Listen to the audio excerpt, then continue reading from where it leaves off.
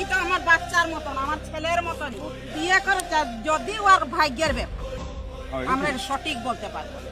ওর ভাগ্যে কি আছে নাই, আমাদেরটা আমরাকে রাখতে হবে। আমরা এটা করবো। ই তো আমার বাচ্চার মতন, আমার ছেলের মতনই। ইয়াকে তো আমার ছেলের মতনই দেখে যাচ্ছে। ইয়াকে আমি তো পর বাঁচতে পারবো।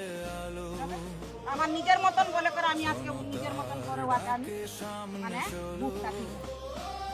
এখন উপরালার ইচ্ছা, গোবিন্দর ইচ্ছা। আমাদের চেষ্টা আছে আমরা একটা দিব, কিন্তু আমাদের মনলে বলছে যে আমরা